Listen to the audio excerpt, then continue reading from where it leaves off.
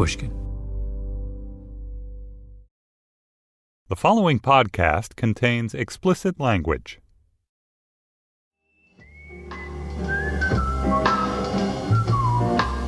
I knew a man, Bojangles, and he danced for you in worn-out shoes with silver hair. Sammy Davis Jr. was one of the world's greatest entertainers. He was Sammy, the way Cher was Cher or Elvis was Elvis. 5'5", barely, skinny as a pencil, oversized sunglasses, jewelry hanging off him like Christmas ornaments. He lived off nicotine and vermouth, never wore the same suit twice, made a fortune, died broke, that kind of life. Then he would lightly touch down. A singer, a dancer, a master impressionist with a famous, exaggerated laugh that unfolded in 3 acts.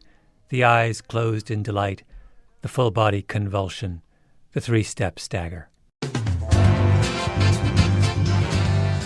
In 1972, at the height of his fame, Sammy went to the Republican National Convention in Miami Beach, flew there on a private jet owned by an oil company, took a suite at the Playboy Hotel. On the opening night of the convention, he sat in the private box of the Republican presidential nominee, Richard Nixon. On his second night of the convention, Davis played a concert for the Republican youth in a shirt open to his navel and skin-tight pants. He was halfway through his set when suddenly people started chanting, 4 more years. 4 more years! 4 more years! The cheers were for Nixon, fresh from accepting the Republican nomination. He was crashing the party. Davis held up his hand to quiet the crowd. Ladies and gentlemen, the President and the future President of the United States of America. Pandemonium.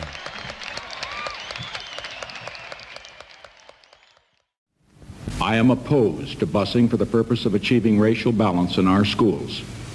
I have spoken out against busing scores of times over many years. Richard Nixon was, in 1972, the leading practitioner of what was known as the Southern strategy, the attempt to use racist appeals to win over Southern white voters to the Republican Party.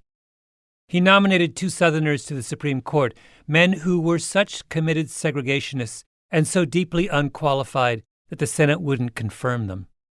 In the privacy of the Oval Office, Nixon referred to black people as niggers and jigaboos. He did his best to delay the integration of American public schools. He once complained to one of his aides that the anti-poverty programs established by his predecessors were a waste of money because African Americans were genetically inferior. It was just 4 years since Martin Luther King Jr. was shot in Memphis, and the president seemed bent on reversing everything the civil rights movement had fought for.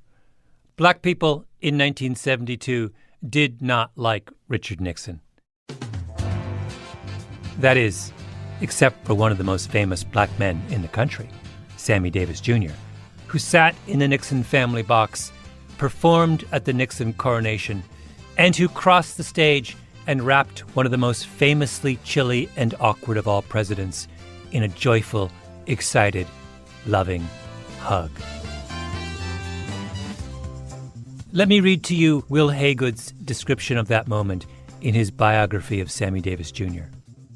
The public had rarely seen Nixon in such an embrace, even with his own wife. And Nixon, letting loose with a slow, widening grin, towering over Davis, wrapping his arms across his own chest so awkwardly and yet tenderly like some flushed teenage kid. And all those white delegates and all those Nixon placards, and Davis leaning on the president's shoulder as if Nixon were kin. Nixon and Sammy in full embrace. When people remember Sammy Davis Jr., that's what they think of, the photograph of that moment. Sammy never got over it.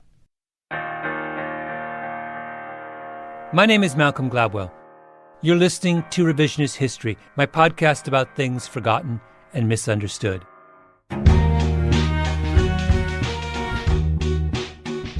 This episode is about Sammy Davis Jr. and what happened on that stage in Miami Beach. Because that moment raises questions about obligation and loyalty that still haven't been resolved. Or maybe have been resolved in the wrong way.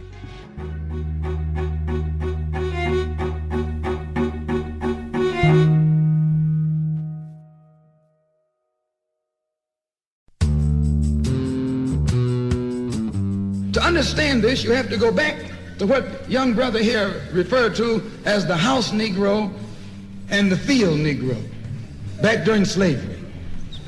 In 1963, in Detroit, Malcolm X gave one of his most famous speeches.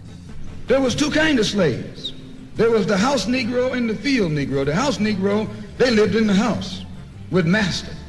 They dressed pretty good. They ate good because they ate his food. They would give their life to save their master's house quicker than the master would. The house Negro, if the master said, we got a good house here, the house Negro say, yeah, we got a good house here. Whenever the master said we, he said we. That's how you can tell a house Negro. Malcolm X was trying to win his audience over to the cause of black nationalism. He was a separatist. He identified himself with his master more than his master identified with himself. And if you came to the house Negro and said, let's run away, let's escape, let's separate, that house Negro would look at you and say, man, you crazy. What you mean separate? Where is there a better house than this? Where can I wear better clothes than this? Where can I eat better food than this? That was that house Negro. Malcolm X was talking about African Americans who he felt had betrayed their community, who had achieved success by turning their backs on where they'd come from. He was talking about people like in Sammy's honor in 1989, marking his 60th anniversary in show business. Gregory Hines, a legendary tap dancer, does a number for Sammy, who's sitting in the front row.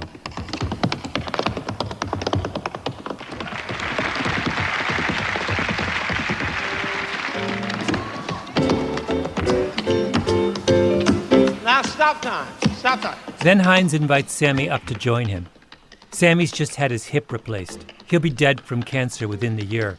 He puts on his tap shoes, hobbles on stage, and the two of them do a dance-off. I swear to God, if you don't believe me, look it up for yourself. Sammy blows him away. At the end, Hines gets down on his knees and kisses Sammy's shoes.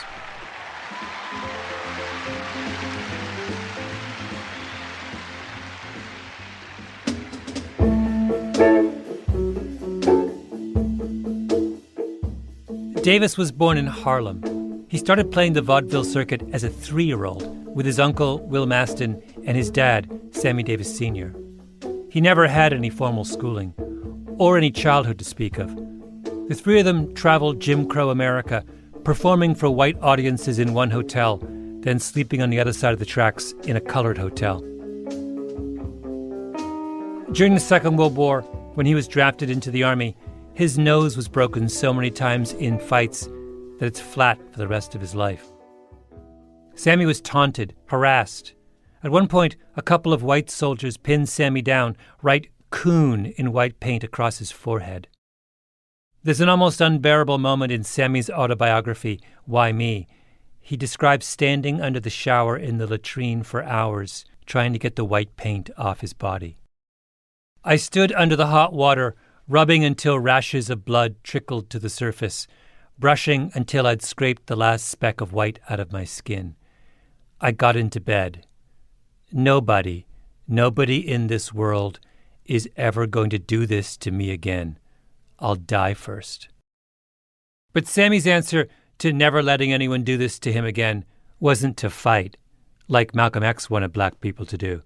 Sammy's solution was to join. He moved, very publicly, into the master's house. He dated white women, blondes. He married the stunning Swedish actress May Britt at a time when interracial marriages were almost unheard of. When he moved to Los Angeles, he didn't move to Baldwin Hills, where middle-class blacks lived. He moved into a lily-white section of the Hollywood Hills. This modern house Negro loves his master. He wants to live near him. He'll pay 3 times as much as the house is worth just to live near his master. And then brag about, I'm the only Negro out here.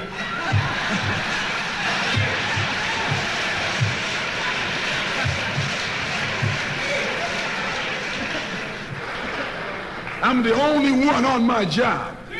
I'm the only one in this school. You nothing but a house Negro.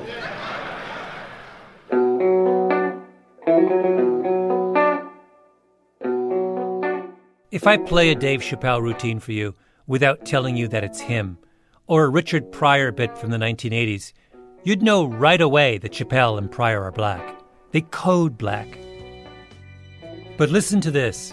Sammy Davis on the Dick Cavett Show talking about what he learned from the old Borscht Belt comedians who used to hang out at Hanson's drugstore just off Broadway in the 1940s. All of the Impressionists would hang out on the corner, and I'd say, hey, I got one. I think I got one. I think I finally got Jimmy Stewart. And Will or Larry Storch would say, no, you haven't got it, man. That isn't. It's got to be up here. You got it too low. And when you do it, you got to have a sort of a draw behind it. Yeah. So that it disappears in here. Cavett then asked Sammy if he also does Laurence Olivier, which you think is just Cavett being mischievous, because Olivier was the greatest Shakespearean stage actor of his day, the son of a high church Anglican clergyman, about as far from Sammy as you can get, in theory. Of course I do Olivier. You do Olivier? Yes. Really? Well, what would you like to hear me do from Olivier? A couple acts from King Lear would be nice. Well, he only did Lear once. How about Richard III? I'll settle for Dick III. Okay. Now is the winter of our discontent, made glorious summer in this son of York, since I cannot, by rightful claim, my way to the throne, I shall hack and hew my way instead. Oh, that's great. If I didn't tell you that Sammy was black, would you know? He could as easily be white. He could be Jewish. In fact, he was Jewish. He converted, the lone black person at Temple Israel in Hollywood. Sammy's mind worked like this. Whatever it takes to survive, I have to do it. That's Will Haygood, Sammy's biographer. Now, many of my friends are Jewish, and they love me, and they support me. So that's interesting. I think I'm going to go to Israel. I think I'm going to become Jewish. And then I'm going to make some jokes about it. And I know people will laugh, but right now, in this moment, this is where my heart is.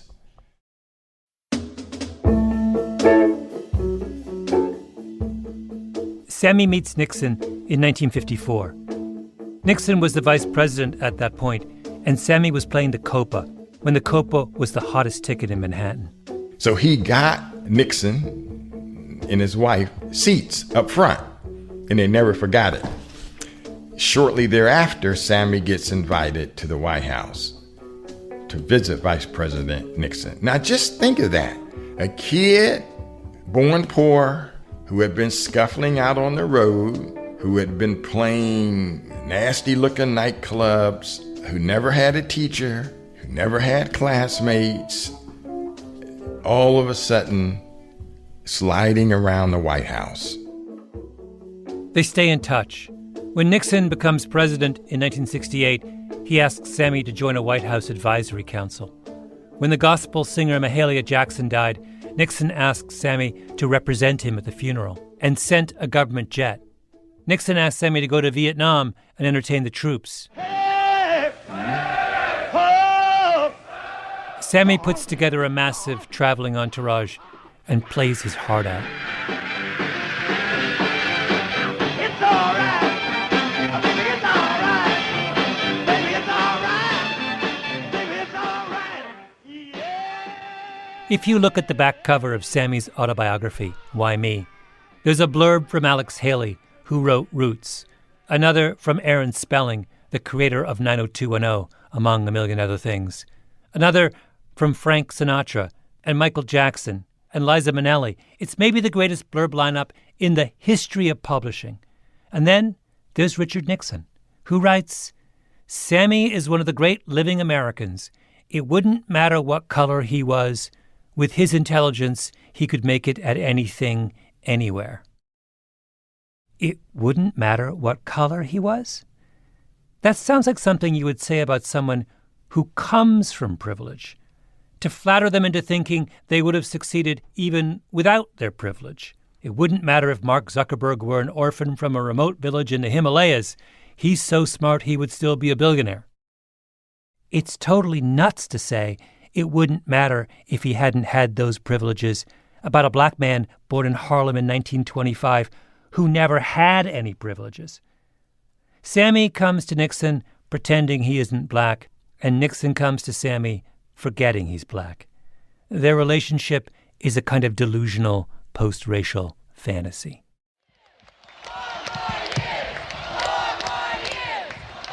So Nixon says, come to Miami for the convention. We'll put you up at the Playboy Hotel. Why not play for the kids at the youth rally? Of course, Sammy says yes.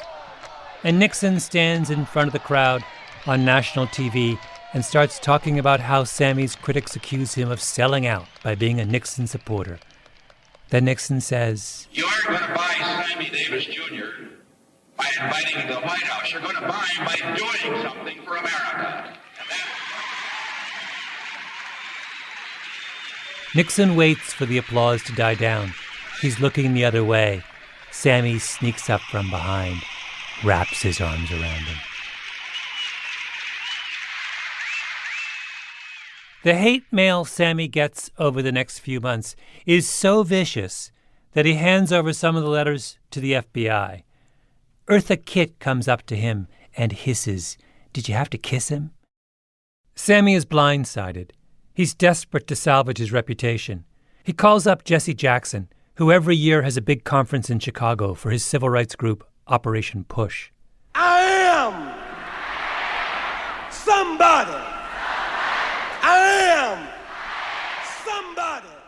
In 1972, Jackson had lined up virtually every Motown and gospel star. The Temptations, Marvin Gaye, the OJs, Curtis Mayfield, Roberta Flack.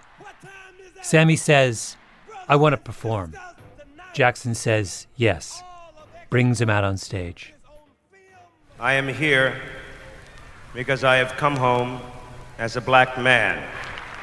Disagree, if you will, with my politics, but I will not allow anyone to take away the fact that I am black. Now, that's all I can say, except that I would like to sing. But who is he kidding? It's September 28, 1972, a little over a month since he was hugging the enemy in Miami. For the rest of his life, Sammy would be haunted by his reception. You said maybe one of the worst things that happened to you, I read, was being booed by people. And I think it was in Chicago. Yeah. This is Sammy, in an interview years later with Tom Cottle on the Boston ABC affiliate. It was the first time that I'd ever been rejected by my own people, because it was predominantly a black audience. Because of your embracing of Nixon. Yeah, the embracing of Nixon and Yeah. all of that. And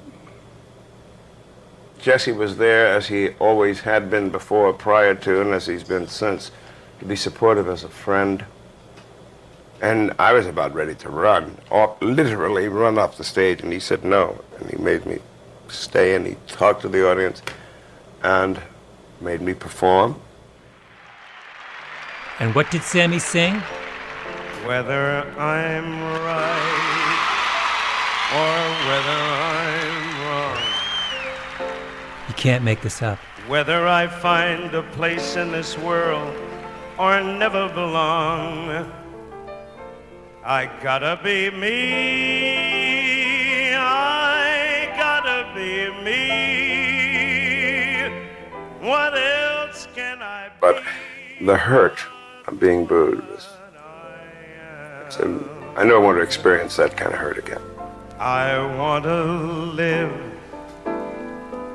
not merely survive. Afterwards, Sammy went home and got drunk. So now you have a 20th century type of Negro today. a 20th century Uncle Tom. He's just as much an Uncle Tom today as Uncle Tom was 100 and 200 years ago. Only he's a modern Uncle Tom. That Uncle Tom wore a handkerchief around his head. This Uncle Tom wears a top hat. Sammy sold his own people out. In the middle of a life and death struggle, he put on a top hat and tap danced for the master. And there's nothing so unforgivable as that, is there? Except, I'm not so sure.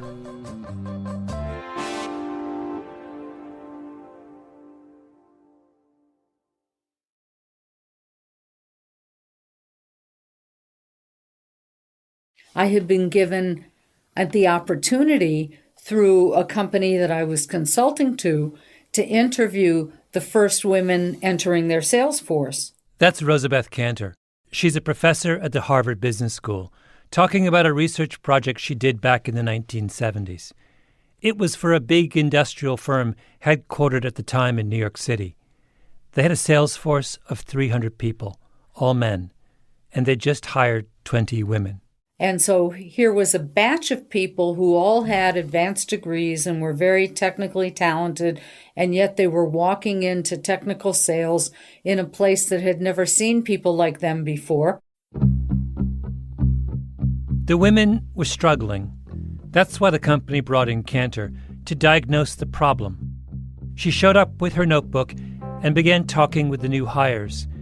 And after many interviews, Cantor tells the company, "The reason the women you hired aren't doing well is that you haven't hired enough of them. This isn't about the women and their abilities. This is about numbers."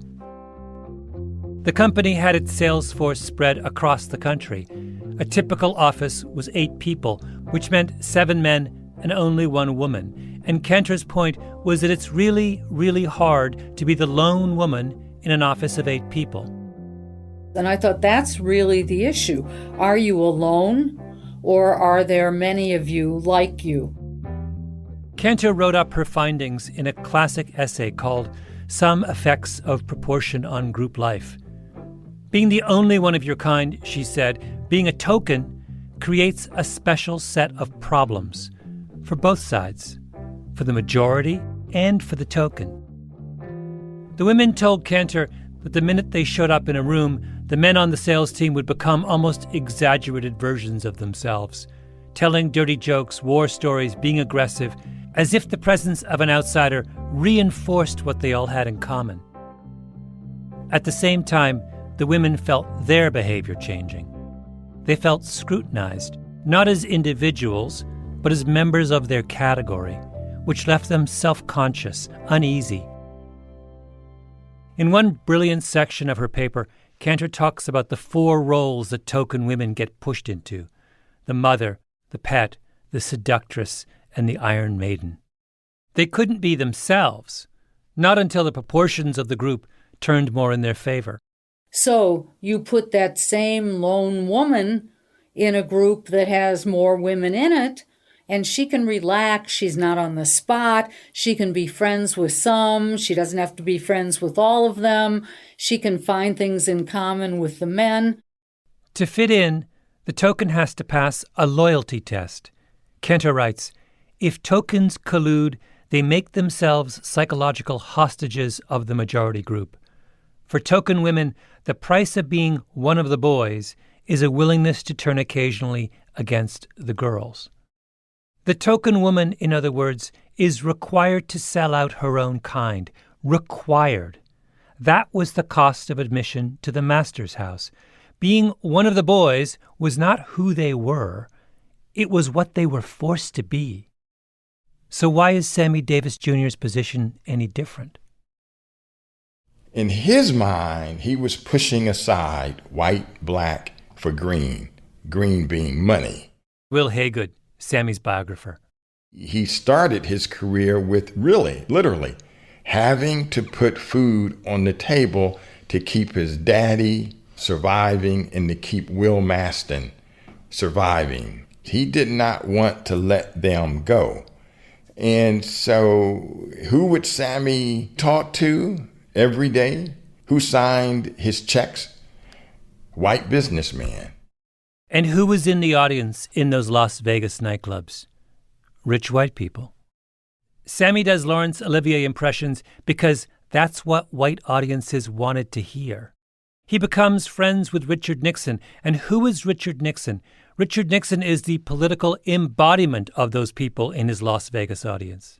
He didn't know the kind of judges who Nixon was appointing to the federal courts or to the Supreme Court. He didn't know Nixon's Southern strategy to divide and conquer.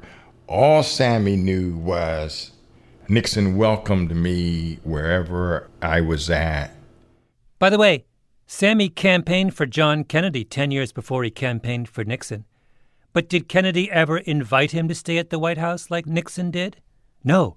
Kennedy disinvited him from his inauguration because he worried about what it would look like if Sammy brought his white wife to the White House.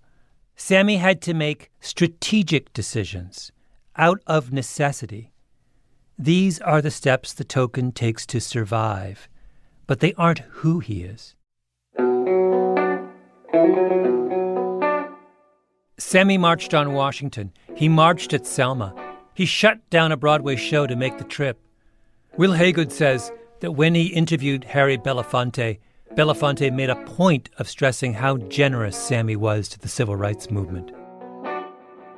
Whenever King was in trouble or was jailed, or whenever King needed bail money, Martin would turn to me and he would say, "Get Sammy." And the next day, Sammy Davis Jr. would wire them $10,000 or $7,000 or however much money King needed, and that was a lot of money back in the 60s. When Sammy Davis comes on stage at the Push Expo, what does Jesse Jackson say in an attempt to quiet the crowd? Brothers, if it wasn't for people like Sammy Davis, you wouldn't be here. We wouldn't have Push today. Now, I expected some foolish people were going to react like this because this man hugged the President of the United States. So what? Look at what this gigantic little man has committed himself to over all these years. Sammy sang, "I Gotta Be Me." But the minute you listen to any of his interviews from that tortured stretch of his career, you realize that he couldn't be me. That was the price he paid. Was there a period, though, Sammy, where you felt, I must prove something to a certain group of people? They've got to know something about me. I guess the first 45 years of my life.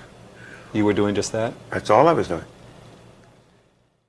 Ladies and gentlemen, from the celebrity room of the Grand Hotel, Dean Martin honors our man of the hour, Sammy Davis Jr., with tonight's guests, Freddie Prinze. First came the hug.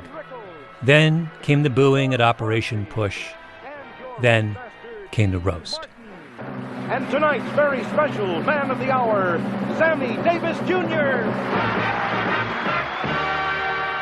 The singer and comedian Dean Martin did a regular series of celebrity roasts from Las Vegas during the 1970s. They were broadcast on NBC on Thursday nights, national television. The featured guests were a who's who of that era: Muhammad Ali, Ralph Nader, Frank Sinatra, Truman Capote.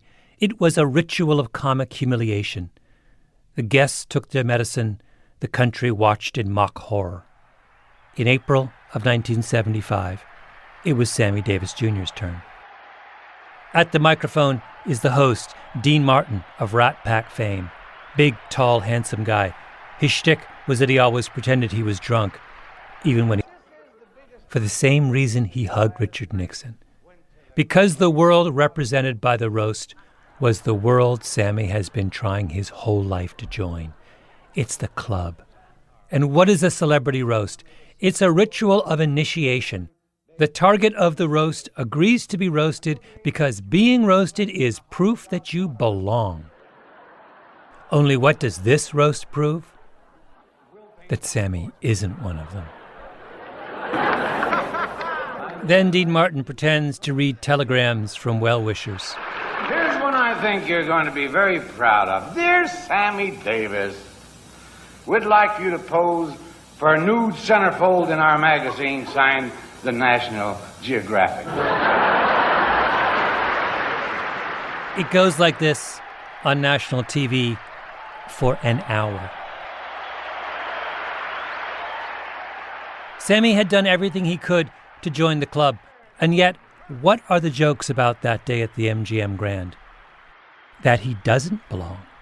That he's black, and he'll always be black. Sammy sold out, but you can only sell out if someone's buying. Hey, you took your glass. You getting tired, Sammy? Want to take a watermelon break? That's Milton Berle, supposedly one of Sammy's oldest friends. The reason I say that is because Sammy hasn't been feeling well lately. Last month, he had an operation on his throat, and they had a problem. They had to roll him in flour to find his mouth. Admit it, Sammy, the last time you had cash in your hand, this is when you bought your freedom from Scarlett O'Hara. Sammy has always been for civil rights. One time in Mississippi, he told the bus driver that he wanted to be on the front of the bus. So the driver tied him to the bumper.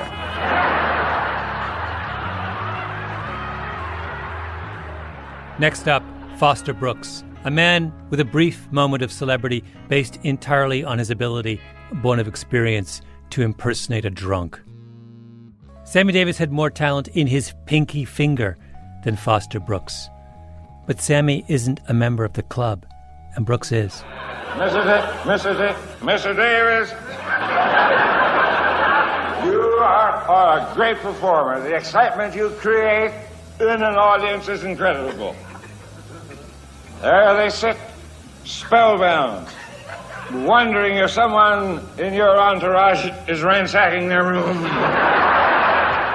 Cut to Sammy cracking up on the dais, then giving Brooks a big Sammy-style hug, arms wrapped around him. From dancing for pennies to that magnificent moment when Frank Sinatra phoned down to the lobby and said, "Send the colored kid up to dance while I shave."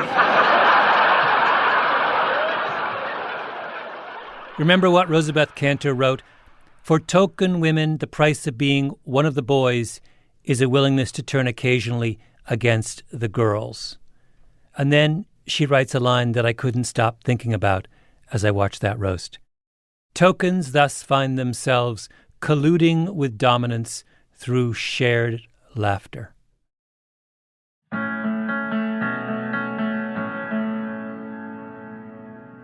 At the end of the evening, Sammy gets up, and there's a moment when you think he's going to lash out, to stand up to the humiliations of the previous hour. But we only think that because it's now. The doors are now open to black entertainers, so that's what would happen today. Can you imagine how Chris Rock or Dave Chappelle or Wanda Sykes or Tiffany Haddish would respond to an evening like that? I mean, a bloodbath. But Rock has Chappelle, and Chappelle has Sykes, and Sykes has Haddish, and 100 others. And when you have numbers, you have power. But Sammy was the first. He didn't have numbers. It's the second generation that gets to defend itself, not the first. Thank you. I would, first of all, like to thank a man that I love very, very much for giving me this honor, Mr. Dean Martin.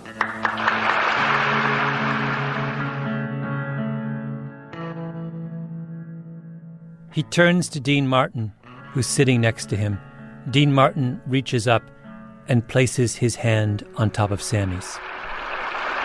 One of the great joys of being 45 years in this business is to have people who love you make fun of you. That is one of the great joys, because the day they don't make fun of you, that means they don't give a damn about you. The token succeeds at the cost of his own dignity. I thank you. That's it. Thank you very much. Mr. Sammy Davis Jr., ladies and gentlemen.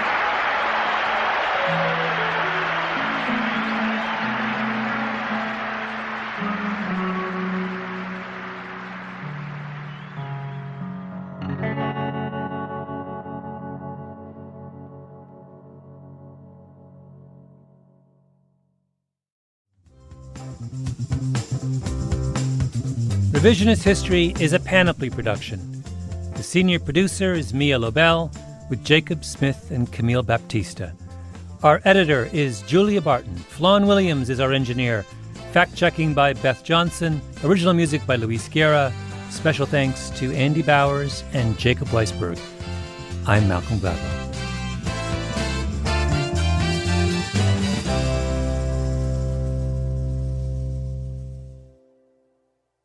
And on stage, we can see a manager who seems to be waiting for the president and waiting to get signals when Mr. Nixon will arrive here. He keeps looking at Sammy Davis Jr. with a very forlorn look, shaking his hand, saying, no, he's not here yet. So we continue to stand by. The young people here have not run out of enthusiasm. And certainly, once again, we are seeing that young people of this country may differ on politics. They may be Democrats or Republicans. But when you put a fast, hard beat to music, that is the universal song of politics for the young people of this country.